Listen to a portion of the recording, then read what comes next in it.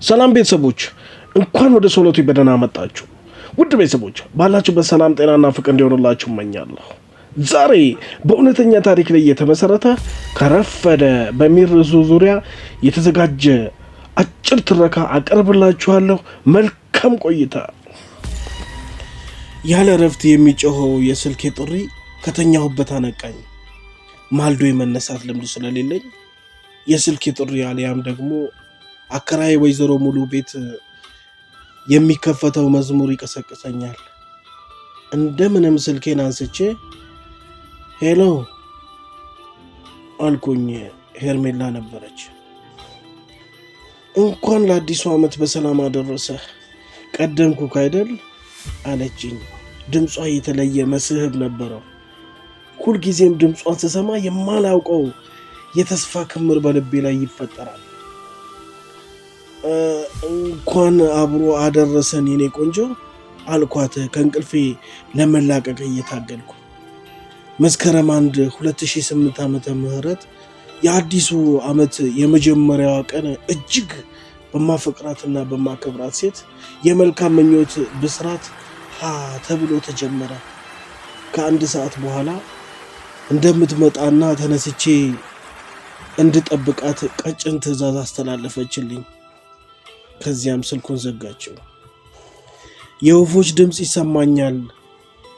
ብሩህ ሰማያዊው ሰማይ ለስለስ ብሎ ሙዚቃዊ ስልቱን ጠብቆ ዛፎቹን ከግራ ወደ ቀኝ ከሚያስደንስ የጠዋት ነፋስ ጋር ለወራት ደምቃ ለመውጣት ደመና ከጋረዳትና በቅርቡ ከደመና እስር ተላቃ ፈንጠቅ ብላ ከወጣች ፀሐይ ጋር ተዳምረው የአዲሱን ዓመት የመጀመሪያዋን ቀን ጻዳ አልብሰዋታል።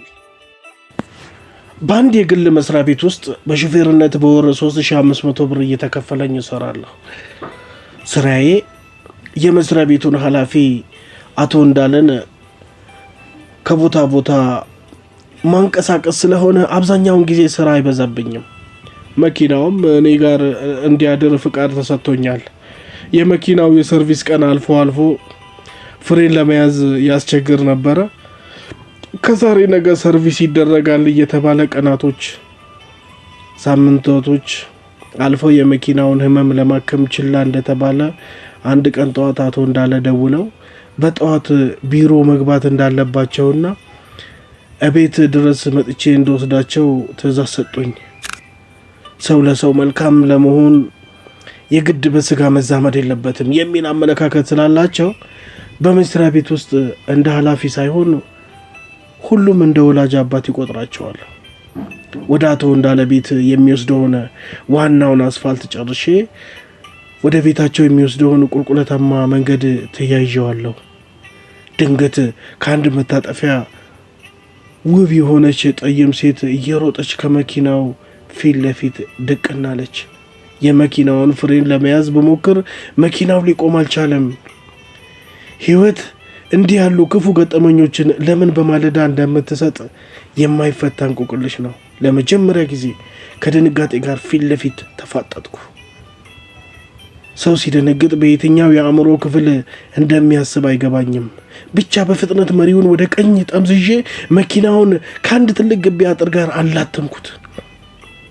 ሁሉም ነገር በፍጥነት እየተከናወነ ስለነበረ ምን እንደተፈጠረ የተረዳሁት ራሴን ከድንገተኛ ክፍል አልጋ ላይ ሳገኘው ነበረ። ማን እንደደወለላቸው ባላውቅም አከራይ ወይዘሮ ሙሉ አቶ እንዳለና ከመገጨት ያዳንኳት ቆንጆ ሴት በታላቅ ድንጋጤና መጨነቅ አጠገቤ ቆመው ነበረ።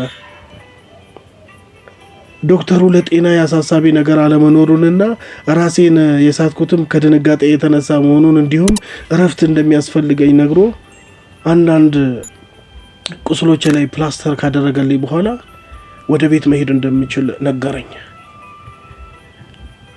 እኔን ለማዳን ራስህን ልታጣ ነበረ። የሆነ የከፋ ነገር ገጥሞክ ቢሆን በእኔ ስህተት ስለደረሰብህ ነገር እድሜ ዘመኔን የጸጸት አለንጋ ሲገርፈኝ ይኖር ነበረ። ለማንኛውም ሄርሜላ እባላለሁ ብላ እጇን ዘረጋችልኝ። ቢኒያም መናገር የቻልኩት ይህንን ብቻ ነበረ። ከፍተኛ ድንጋጤ ላይ ስለነበርኩ ስሜን ከመናገር ውጪ ቃል ሊወጣልኝ አልቻለም። እንዲህ ባለ ራስን ሰውቶ የሰውን ህይወት በማዳን አጋጣሚ ከሄርሜላ ጋር ፍቅር ከጀመርን 2 ዓመታትን አስቆጠርን። ያለፈውን ትዝታና የጠዋቱን ዱካክ ወደ ኋላ ጥዬ በአንድ ሰዓት ውስጥ እደርሳለሁ ያለችኝን ፍቅሬን ለመቀበል ካልጋይ ላይ ወረድኩ። እድሜ ለሄርሜላ ቤቱን የቤት ቅርጽ አስይዛልኛለች። እርሷ ወደ ቤቴ መምጣት ከጀመረች ጊዜ አንስቶ ቤቴ በየዕለቱ በአዳዲስ ሐሳቦችና ዕቃዎች ተሞልታለች። የተኛሁበትን አልጋ ነጣጥፌ እንደጨረስኩ ቤቴ በኃይል ተንኳኳ። እንደምን አደርክ? እንኳን አደረሰህ ቢንያሜ አሉ ወይዘሮ ሙሉ። እንኳን አብሮ አደረሰን እንደምን አደሩ አልኳቸው። በሩን በኃይል ሲያንኳኩ ስለነበረ በድንጋጤ ጎሽ ዛሬ በጠዋት ነግተሃል። እኔማ በሩን ልሰብረው የነበረው እኮ ምናልባት ሌባ መስሎ ከመከረኛ የእንቅልፍ መውደድ ስሜት በድንጋጤ ትላቀቃለህ ብዬ ነበረ አሉና የጠዋት ፈገግታቸውን ቸሩኝ። ወይዘሮ ሙሉ ቀላ ብለው ወፈር ያሉ የእናትነት ገጽታቸው ከፊታቸው ላይ የሚነበብ በሐዘንና በለቅሶ ብዛት ፊታቸው ላይ የተወሰነ ማዲያት ጣል ያደረገባቸው የ45 ዓመት ጎልማሳ ናቸው። በስደት ከሀገር ለመውጣት ሲሞክር ህይወቱ ያለፈ ብቸኛ ወንድ ልጅ ስለነበራቸው እሱን እንደምመስል ይነግሩኛል። የልጃቸው የ40 ቀን መታሰቢያ ሰሞን ቤቱን ስለተከራየሁ የልጅ ምትክ እያሉ ይጠሩልኛል። መርካቶ ላይ የልብስና የህንፃ መሳሪያ መደብር የሆነ ግዙፍ ሱቅ አላቸው።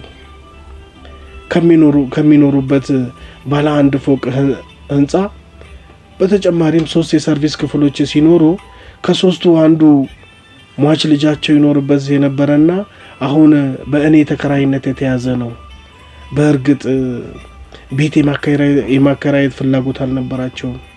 በስህተት የእሳቸውን ግቢ አንኳኩቼ የሚከራይ ቤት አለ ብዬ ስጠይቅ ፊቴ ከሟች ልጃቸው ጋር ይመሳሰልባቸውና ያለምንም ማንገራገር ልጃቸው ይኖርበት የነበረው ባለ 1 መኝታ ክፍል አከራዩኝ። የቤት ኪራይ ገንዘብ አልቀበልህ ማለት ከጀመሩ 5 ወር ያህል ሊሞላቸው ነው። ከእናትነት ፍቅራቸው በላይ ውለታቸው ስለከበደኝ አልቀበልም በሚሉኝ ገንዘብ የሆነ ስጦታ እየገዛሁ አመጣላቸዋለሁ። እሳቸው ባይፈልጉትም ያልገባኝ ነገር ቢኖር ጥሩ እናትና የገንዘብ ችግር የሌለባቸው ሆኖ ሳለ ብቸኛ ወራሽ ልጃቸው ለምን ስደትን እንደመረጠ ነው ሁሌም ጥያቄ የሚሆንብኝ። ሄርሜላ መታለች። በግድ ጎትቼ ወደ ቤት አስገባዋትና አንተን ለመጥራት መጣሁ፣ ቁርስ ሳትበሉ ከቤት መውጣት የለም አሉና እጄን እየጎተቱ የሌሊት ልብሴን እንኳን ለመቀየር እድል ሳይሰጡኝ ወደ ሳሎናቸው ይዘውኝ ገቡ። በበዓል ሙዚቃዎች ድምቀት ሽብርቅ ብሎ በቀረበ የቡና አፈላል ስነ ስርዓትና በዕጣን ጢስ የታጀበ ግሩም ቁርስ ነበረ። ቢንያም ባልወልደውም የልጄ ምትክ ልጄ ነው። አንቺን የመሰለች ቆንጆ አማች ስላመጣልኝ ደስተኛ ነኝ አሉና ሄርሜላን ሰረቅ አድርገው ተመለከቷት። በአፍረት አንገቷን ማቀርቀሯን ካስተዋሉ በኋላ ደግሞ የምን መፍሰዝ ነው? ልጅ በልጅነት ነው። ቶሎ ተጋብታችሁ ውለዱና እኔንም ወጣት አያት አድርጉኝ ብለው ሀፍረቷን ወደ ሳቅ ለወጡት። ስማኝ ቢንያም፣ ፍቅር ትዕግስት ይፈልጋል። በጥላቻ ዓመት የሚፈጀው በፍቅር በአንድ ቀን ይከናወናል። ግን ትዕግስትን ይሻል። ፍቅር ደግሞ ከመቀበል ይልቅ ወደ መስጠቱ ያመዝናልና ለዚች ቆንጆ ልጅ ፍቅር ለመስጠት እንዳትሰንፍ ብለው መርቀው ሸኙን። ሄርሜላ ከታላቅ እህቷ ከትዕግስት ጋር ልታስተዋውቀኝ ቀጠሮ ስለነበራት ልብሴን በፍጥነት ቀይሬ መኪናውን አስነስቼ ወደ እህቷ ቤት አመራን። ትዕግስት የ7 ወር ነፍሰ ጡር ስትሆን ባለቤቷ በስራ ምክንያት በሀገር ውስጥ አይኖርም። ጥሩ መስተንግዶ ተደረገልኝ።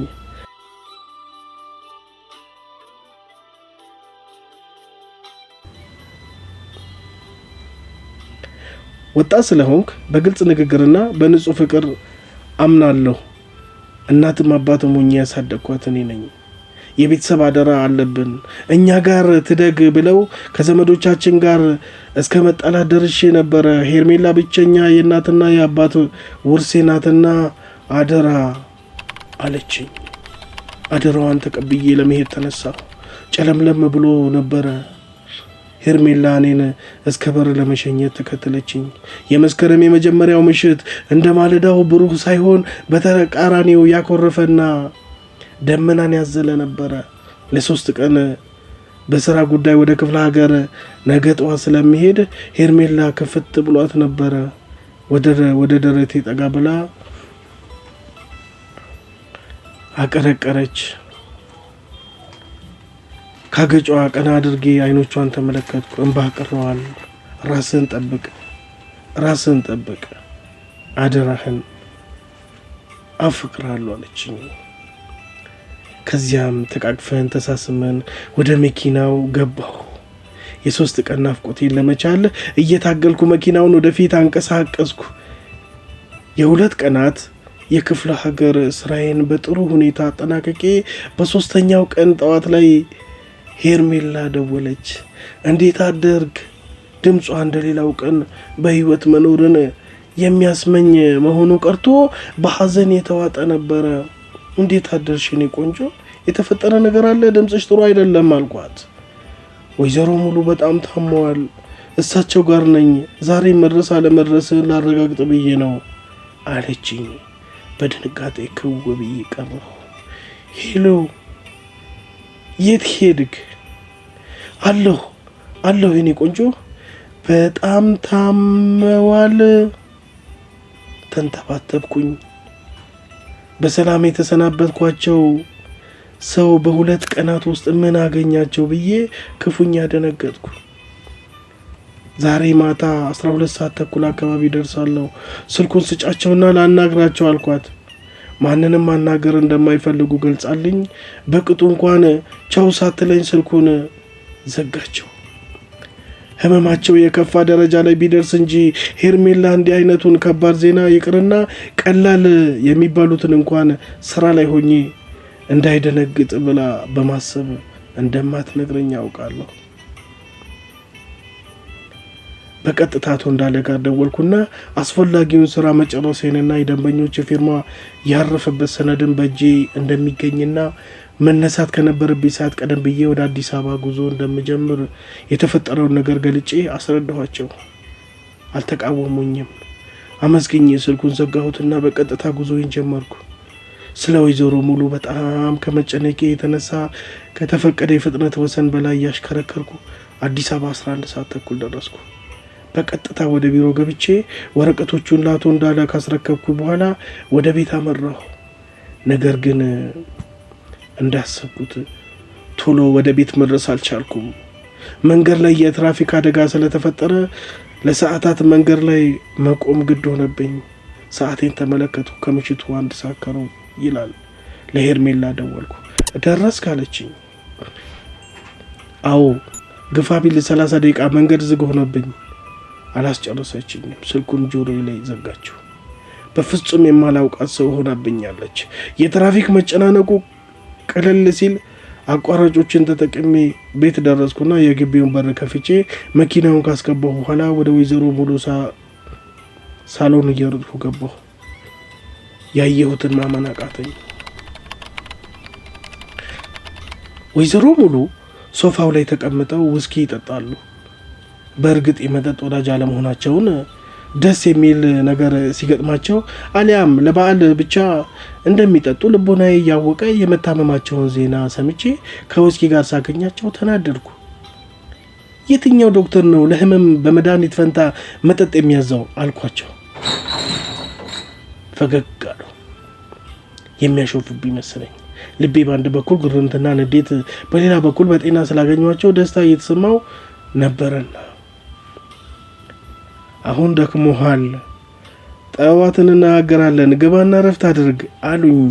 ትዕዛዝ አዘል በሆነ አነጋገር ልከራከራቸው አልፈለኩም። እሺ ብዬ ከቤታቸው ወጣሁ። ሁሉም ነገር ቅዠት እንጂ እውነት አልመስልህ አለኝ። ለምን አሞኛል ብለው በሄርሜላ እንዳስደወሉልኝ ሊገባኝ አልቻለም። ለምን ነገሩ ስለከነከነኝ ለሄርሜላ ደወልኩ። ስልኳ ዝግ ነበረ። ምን አይነት ቀን ነው? ምን እንደተፈጠረ የሚያስረዳኝ የለም። ወደ ቤቴ ጠጋ ስል ብርሃን ተመለከትኩ። ወይኔ ምን ተቃጥሎ ይሆን? ግራ ገባኝ። ቁልፉን ከኪሴ አውጥቼ በሩን ልከፍተው ስል በሩ አልተቆለፈም ነበረ። ከጭንቅላቴ ገባ ብዬ አይኔን ወደ ውስጥ ጣል አደረግኩ። አምላኬ እባክህ ህልም አታድርገው እያልኩኝ። ህልም አይደለም የኔ ፍቅር፣ እንኳን ተወለድክልኝ። ሄርሜላ ነበረች። የሚያምር ሙሉ ጥቁር ልብስ፣ ጥቁር የእራት ቀሚስ ለብሳለች። እጄን ይዛኝ ወደ ቤት አስገባችና በሩን ቆለፈችው። መልካም ልደት፣ እንኳን ተወለድክልኝ የኔ ፍቅር፣ አፈቅርሃለሁ የሚሉ ጥቅሶች ግድግዳውን ሞልተውታል። ቤቱ ከ20 በላይ የተለያዩ ሻማዎች ተለኩሰውበት ወለሉ ቀያይ የጽጌረዳ አበባ ቅጠሎች ተጎዝጉዘውበታል። ለአይን ይማርካል። ምርጥ አድርጋ የሰራቸው ጥብስ ለራት ቀረበ። ደጋግሜ እያጎረስኳት ራቱን ጨረስን። ለልደቴ የተዘጋጀውን ኬክ አብረን ቆረስን። ወይን በ2 ብርጭቆ ቀርታ አንዱን ከሰጠችኝ በኋላ ለልደትህና ለፍቅራችን ብላ ብርጭቆውን ከብርጭቆ አጋጭታ በትንሹ ተጎነጨችለት። ምን ተሰማህ አለችኝ። የተሰማኝን እንዴት ብዬ ላስረዳት? በምን ቃል? የቱ አገላለጽ ደስታዬን ይመጥነዋል? እንባዬ መጣ። አፈቅርሻለሁ፣ ይህን ብቻ መናገር ቻልኩ። እንግዲህ ደጋግመን ጠጣን። ለስለስ ያለ ሙዚቃ ከፍታ እጇን ዘረጋችልኝ። በሙዚቃው ምት እየተመራን ቀስ እያልን ደነስን። የሙዚቃውን ድምፅ ከፍ አድርጋ እጄን እየጎተተች ወደ አልጋው ይዛኝ ሄደች። የሙዚቃው ድምፅ ይሰማኛል። የነገን ማወቅ ፈለግኩኝ።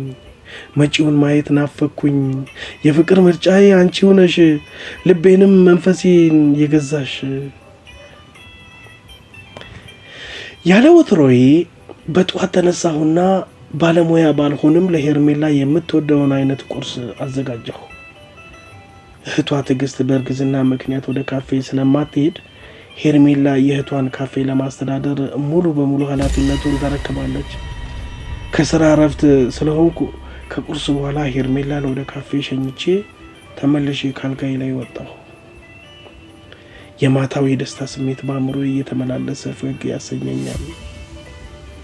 የዋህነቷን፣ ስለ እኔ አብዝቶ አሳቢነቷን፣ ስለ ሰዎች ያላትን አክብሮትና ትህትና እያሰብኩ ፈጣሪ ምን ያህል ቢወደኝ ነው እንደ ሄርሜላ አይነት ንጹሕ አፍቃሪ የቸረኝ እያልኩ ከራሴ ጋር ሳወራ በር ተንኳኳ። ተነስቼ ከፈትኩ። ወይዘሮ ሙሉ ነበሩ።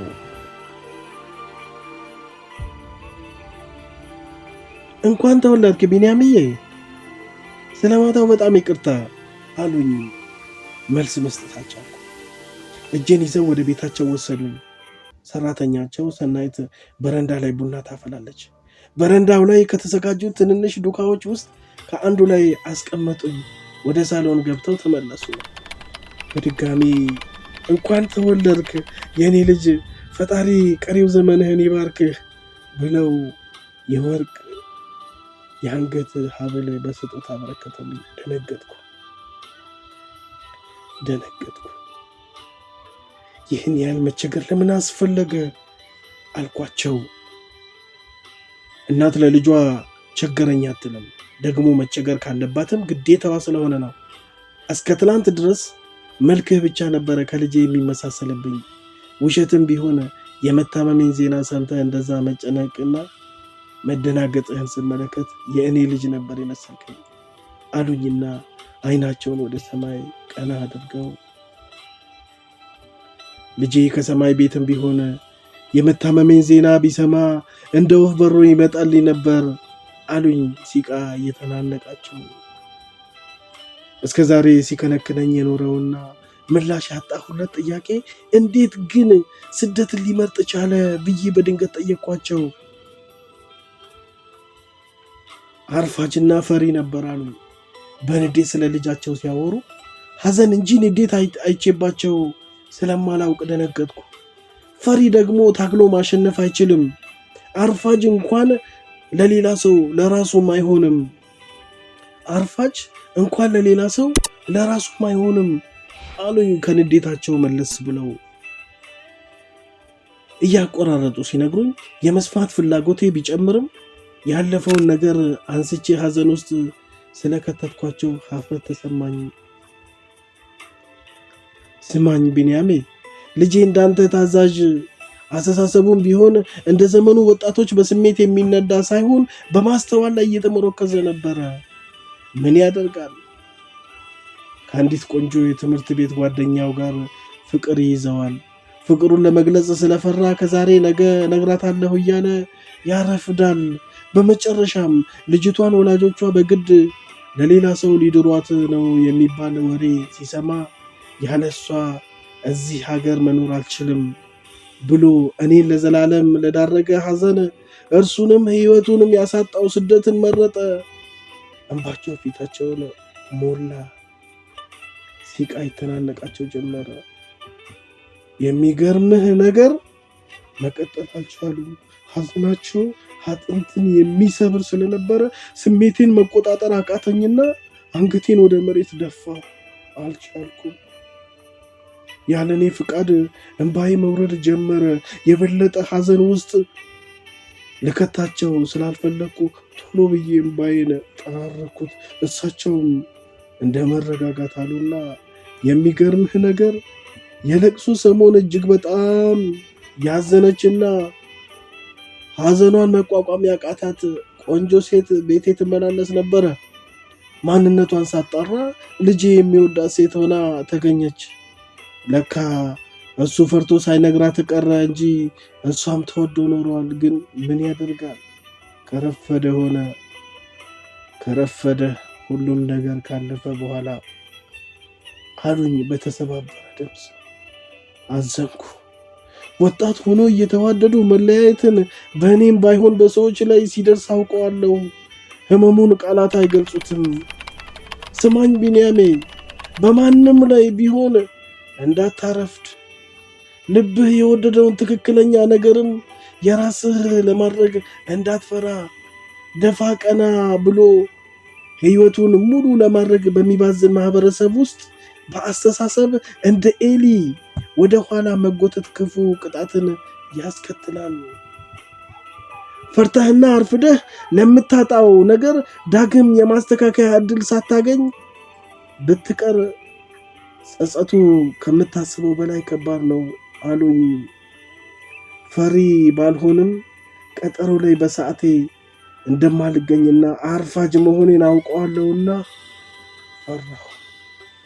ፍርሃት ተሰማኝ። ከወይዘሮ ሙሉ ጋር ልቤ ማርፈድ የሚያስከትለውን መጥፎ ዜና ሰምቶ በድንጋጤ እንደ ከበሮ እየዘለለ ቢሆንም ጥሩ ቡና ጠጣሁ። ከሄርሜላ ጋር ሁልጊዜም የማያስማማን ጉዳይ ቢኖር የኔ ከቀጠሮ ማርፈር ነው። እኔ ግን እሷ እንደምትለው ፈልጌ ያረፈርኩበት ቀን ትዝ አይለኝም። በእርግጥ ሰው በችግር በመጥፎ አጋጣሚና በአንዳንድ ምክንያቶች እንጂ ፈልጎ እንደማያረፍድ ቢታወቅም የእኔ ግን ይለያል። በቃ ልክ ቀጠሮ ከያዝኩ አንድ ችግር ገጥሞኝ አረፍዳለሁ። እኔ ፈልጌ ወደ ማርፈድ ልሂድ ወይም ማርፈድ ራሱ ፈልጎኝ ወደ እኔ ይምጣ አይገባኝም። መስከረም በጥሩ ትዝታዎችና በአስደሳች አጋጣሚዎች የተሞልቶ ከተገባደደ 2 ሳምንቶች ተቆጠሩ። የዘንድሮ የጥቅምት ብርድ ለየት ይላል። ቅዝቃዜውን በቀላሉ ልብስ በመደረብ ብቻ የሚታለፍ አልነበረም። ሄርሜላም የእህቷ እርግዝና መግፋትና የካፌው ስራ ተዳምሮ በስራ ተወጥራለች። እንደ ድሮ ቶሎ ባንገናኝም ያላትን ሰዓት አብቃቅታ ወደ ቤት ከመጣች ጥሩ የሚባል የፍቅር ጊዜ አሳልፈን እንለያያለን። ስራ በዝቶ አቶ እንዳለን ከቦታ ወደ ቦታ በማድረስ ተጠምጄ ድካምና ድብርት የቀላቀለ ቀን እያሳለፍኩ ነበረ። ሄርሜላ ደወለች። እንዴት ዋልክ የኔ ቆንጆ? ዛሬ ስራ ስንት ሰዓት ላይ ትጨርሳለህ? አላውቅም፣ ምናልባት 11 ተኩል አካባቢ። ምን ነው በሰላም? አዎ በሰላም ነው። ማታ ቤተክርስቲያን እንሄዳለን። ከካፌ በጊዜ ስለምወጣ 12 ሰዓት ላይ እዛ የምደርስ ይመስለኛል። ወደ ቤት ሳትሄድ በቀጥታ መጥተህ እዛው እንገናኝ አለች። እሺ እደውልልሻለሁ ብዬ ስልኩን ዘጋሁት። ከነ ሄርሜላ ቤት ትንሽ ራቅ ብሎ የሚገኝ ቤተክርስቲያን ወይም ቤተክርስቲያን ስለሚገኝ የሚያስደስት አሊያም የሚያስከፋ አጋጣሚ ላይ ስትሆን መንገዱ በጨለማ የሚያስፈራ መሆኑን እያወቀች እንኳን ከቤተ ክርስቲያኑ አትርቅም። ስራዬ 11 ሰዓት ተኩል ላይ ጨርሼ ወደ ሄርሜላ ደወልኩ። እየመጣው ነው፣ ከደቂቃዎች በኋላ ደርሳለሁ አልኳት። እሺ እኔም እየሄድኩ ነው፣ እዛው እንገናኝ ብላኝ ስልኩን ዘግቼ ትንሽዬ እንደነዳሁ የመኪናው አንዱ ጎማ ተነፈሰ። የጎማ ማንሻ ክሪክና መፍቻ ስላልያዝኩ የሚተባበሩኝ መኪናዎችን ስጠብቅ ሰዓታት መንገድ ላይ ቆምኩ። ሄርሜላ ደወለች። አልደረስክም እንዴ የኔ ቆንጆ? በጣም አስጠበከኝ እኮ አለችኝ። የተፈጠረውን ነገር አስረድቻት አሁን ገና ችግሩን እንደፈታሁና ወደ እሷ እየሄድኩኝ መሆኑን ስነግራት በቃ አሁንማ መሽቷል፣ እኔም ወደ ቤት ልመለስ፣ ይልቅ በጠዋት እመጣለሁ፣ እንደ ልማድህ እንዳትጋደም፣ እቤት ስደርስ እደውልልሃለሁ፣ መልካም ምሽት ብላኝ ስልኩን ዘጋችው። ላገኛት ብፈልግም በተፈጠረው መጥፎ አጋጣሚ እየተበሳጨሁ ወደ ቤት እየሄድኩ እያለ መንገድ ላይ የጽሁፍ መልእክት ላከችልኝ። የኔ ፍቅር፣ ይሄ ማርፈድህ ብቻ አንድ ቀን እንዳያስገድለኝ እፈራለሁ፣ አፈቅርሃለሁ ይላል። እቤት ገብቼ ስደውል ስልኳ ጥሪ አይቀበልም። ምናልባት ባትሪ ዘግቶባት ይሆናል ብዬ ትንሽ ለማረፍ ካልጋ እንደወጣሁ እንቅልፍ ሸለባ አደረገኝ። ስልኬ ደጋግሞ ሲጮህ ከእንቅልፌ ነቅቼ ሰዓቴን ተመለከትኩ። ከሌሊቱ 7 ሰዓት የሄርሜላ እህት ትዕግስት ነበረች። ሄሎ ሄሎ፣ የማላውቀው የወንድ ድምፅ። ነፍሰ ጡሯ ልታናግር ስላልቻለች ነው አሁኑኑ ወደ ተአምር አጠቃላይ ሆስፒታል እንድትመጣ። ስልኩ ተዘጋ። የመውለጃዋ ቀን ገና መሆኑን ባውቅም ድንጋጤ ተሰማኝ። በ30 ደቂቃ ውስጥ የተባልኩት ሆስፒታል ስደርስ ትዕግስት ትጨዋለች። አንድ እህቴን ሄርሜላዬን፣ የእናቴን አደራ በላሁ፣ እህቴን አድኑልኝ። ደነገጥኩ። እግሬ እየተብረከረከ መቆም ሲሳነኝ ይታወቀኛል። ምራቄ ደርቆ ምላሴ አላላውሳለኝ። ምን እንደተፈጠረ ሊገባኝ አልቻለም። ትዕግስትን ደጋግሜ ብጠይቃትም ጩኸትና ለቅሷን አቋርጣ የተፈጠረውን ልታስረዳኝ አልቻለችም። አብረዋት ሆስፒታል ከመጡት ጥቂት ሰዎች ውስጥ እንደኔ ወጣት የሆነውን ምን እንደተፈጠረ ጠየቁት። ሄርሜላ በሌቦች ጥቃት ደርሶባት ከፍተኛ ጉዳት ላይ ስለሆነች መትረፏንም እንጃ አለኝ። ምድር በፍጥነት እየዞረች ይመስል የሁሉም ነገር ምስል ጥርት ብሎ አልታያለኝ። ብዥ አለብኝ። ሁሉም ድምፅ በትንሹ እና ጥርት ብሎ አልሰማለኝ። ወንድነቴም ጉልበቴም ከዳኝ። ዘጭ ብዬ ከመሬት ተዘረርኩ። እምባዬ የት ገባ? ማልቀስም መጮህም አልቻልኩም። ብቻ ዝም ብዬ ከመሬት እንደተዘረርኩ የተወሰኑ ሰዎች ከበው ውሃ ጭንቅላቴ ላይ ሲያፈሱና ሊያረጋጉኝ ሲሞክሩ ድንገት ከእንቅልፉ እንደባነነ ሰው ከተዘረርኩበት ብድግ አልኩ። አሁን እውነቱን በደንብ ተረዳሁ። ሄርሜላ በሌቦች ከፍተኛ ጉዳት እንደደረሰባትና 4 ቦታ በስለት እንደተወጋች ገባኝ። አምርሬ ያለቀስኩ። ትዕግስት ድንጋጤና ያለችበት የእርግዝና ሁኔታ ተደራርበው ጩኸቷን ወደ ድካምና ዝምታ ለውጠውባታል። ወደ ሆስፒታል ሄርሜላን ያመጧት ሰዎች ጠዋት መጥተው እንደሚያዩዋትና ፈጣሪ መልካሙን ሁሉ እንዲያደርግላት ተመኝተው ወደ ቤታቸው ሄዱ። እኔና ትዕግስት ብቻ ቃል ሳንለዋወጥ እንደተፋጠጥን ቀረን። የድንገተኛ ክፍሉ በር ተከፈተና በእድሜ ጠና ያለ ዶክተር የተጠቂዋ ቤተሰቦች ናችሁ ሲል ጠየቀ። አዎ አልኩኝ በፍጥነት። የተመካከርን ይመስል እኔና ትዕግስት አንደበታችን ቃሉን እኩል አወጣ። ሁኔታውን ለህግ አካላት ማሳወቅ ይኖርባቸዋል። እህቴ ምን ሆነች ንገረኝ። ሞተች? ተረጋጊ። እንደሱ አይደለም፣ ግን ያጋጠማት አደጋ ከባድ በመሆኑ ለቀዶ ጥገና ወደ ከፍተኛ ክትትል ክፍል መግባት ይኖርባታል። ራሷንም ስታለች። የፈሰሳት ደም ብዙ ስለሆነ አሁን ያለችበትን ሁኔታ ለማስረዳት ይከብዳል። ብቻ የተፈጠረባት ወንጀል ስለሆነ ለህግ አካላት ማሳወቅ ይኖርባቸዋል። አንቺ አረፍ በይ፣ አንተ ግን ከኔ ጋር ወደ ካርድ ክፍል መምጣት ይኖርብሃል ብሎ ወደ ካርድ ክፍል እየወሰደኝ እያለ ትተርፋለች አልኩት። አላውቅም፣ ግን ሆስፒታላችን የ24 ሰዓት አገልግሎት መስጠቱ ምናልባት ችግሩን ያቀለው ይሆናል። በሰዓቱ ሕክምና ባታገኝ ኖሮ ከዚህም ይብስ ነበረ። በነገራችን ላይ ምን ሆነ ብሎ ጠየቀኝ። ፍቅረኛ አዝናለሁ። የመጀመሪያ ደረጃ እርዳታ ለማድረግ ደሟን ስንጠራርግ ነው በኃይል ጭብጥ አድርጋ ስለያዘችው ከእጇ ላይ ያገኘ ነው። እንደ እውነቱ ከሆነ ለምርመራ ሊረዳ ስለሚችል ለፖሊስ ማስረከብ ነበረብኝ። ነገር ግን ከአንተ ጋር የተያያዘ ስለሆነ ነው ብሎ እጅ ላይ ያስቀመጠውን ነገር ተመለከትኩ። ሁለት የቃል ኪዳን ቀለበት ነበረ። ለካ ሄርሜላ ቤተክርስቲያን ልታገኘኝ የነበረው ይህንን ቀለበት ልታጠልቅልኝ ነበረ። አዎ የወጣትነት ፍቅራችን ወደ ትዳርና ቤተሰባዊ መንገድ ልትቀይረው እንደነበረ ስገነዘብ ራሴ ለከባድ ስቃይ አሳልፌ የሰጠሁት መሰለኝና ራሴን ጠላሁት። ምድር ላይ በቆየሁበት እድሜ ስንት አስቸጋሪና ከባድ የሚባሉ ምሽቶችን ማሳልፍም እንደ ዛሬው ህመምና ስቃይ፣ ተስፋ መቁረጥና እንባ፣ ጸጸትና ብቸኝነት የቀላቀለ አስቀያሚ ሌሊት ገጥሞኝ አያውቅም።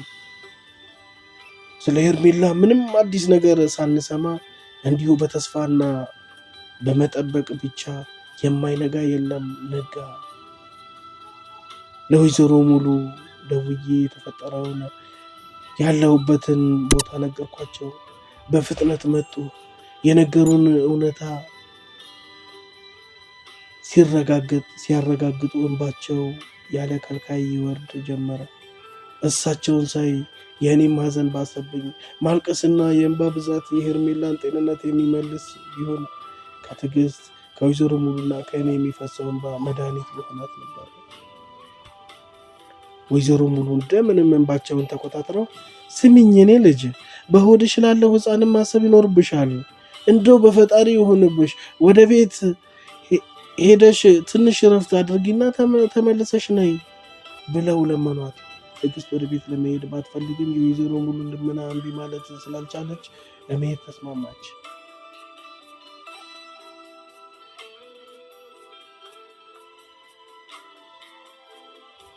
አደራ አዲስ ነገር ከሰሙ ወዲያው ደውሉልኝ አልኳቸው። መልስ አልሰጡኝም። ብቻ ዝም ብለው ፈዘዝ ብለው ተመለከቱኝ። አይናቸው ውስጥ ለምን አረፈርክባት? ለምን የማርፈድን ጉዳት ነግሬህ እንዴት ግዴለሽ ትሆናለህ? የሚል ጥያቄ ያነበብኩ ስለመሰለኝ የአይናቸውን ጥያቄ ለመሸሽ ትዕግስትን ከመኪናው ጭኜ በፍጥነት እየነዳሁ ቤቷ ደረስኳትና አዲስ ነገር ከተፈጠረ ደውዬ እንደማሳውቃትና ትንሽ እረፍት ካደረገች በኋላ መጥቼ እንደምወስዳት ነግሬያት በመጣሁበት ፍጥነት ወደ ሆስፒታል ተመለስኩ። ከድንገተኛ ክፍሉ በር ላይ ወይዘሮ ሙሉን ስላጣኋቸው ደነገጥኩና ደወልኩላቸው። ቢሮ ቁጥር 24 ከዶክተሩ ጋር እያወራሁ ነው ና አለ። በፍጥነት ወደ ነገረው ቢሮ ደርሼ ሳላንኳኳ በሩን በርግጄ ገባሁ። ምን ተፈጠረ? ንገሩኝ።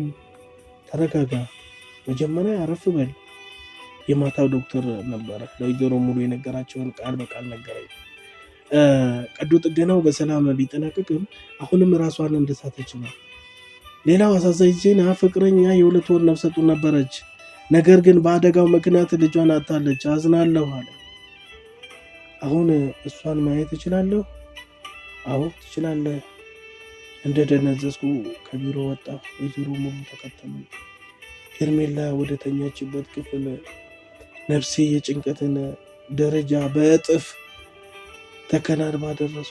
ራሷን ስታ ደም ግባቷ ከፊቷ ላይ ጠፍቶ ጉስቁል ብላ ሳያት የኔዋ ሄርሜላ መሆኗን ተጠራጠርኩና መቅረብ ፈራሁ። ወይዘሮ ሙሉ ቀርቦ ፊቷን እየደባበሱ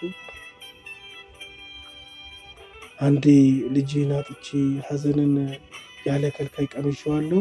የአንቺን ሐዘን የምችልበት አንጀት የለኝምና በርታ በይልኝ እያሉ ሲያለቅሱ የማፈቅራትን ልጅ መቅረብ ፈርቼ ነበር። ከርቀት ለቅሶዬን ተያያዝኩት። በሆስፒታሉ የነበሩ ታካሚዎችና ዶክተሮች የወይዘሮ ሙሉ ለቅሶ ሲመለከቱ ሐዘናቸውን መቆጣጠር እያቃታቸው በለቅሶ ያጅቡን ገቡ። እንደምንም ወደ ሄርሜላ ቀረብ አልኩ። የምትተነፍስ አትመስልም። እኔ ፍቅር ይቅር በይኝ፣ አጨክኝብኝ። እኔ እኮ ያላንቺ ማን አለኝ? ማን? ህልማችንስ ተስፋችንስ? መናገር አቃተኝ። ሄርሜላ ራሷን እንደሳተች በሆስፒታል 3 ቀናትን አስቆጠረች።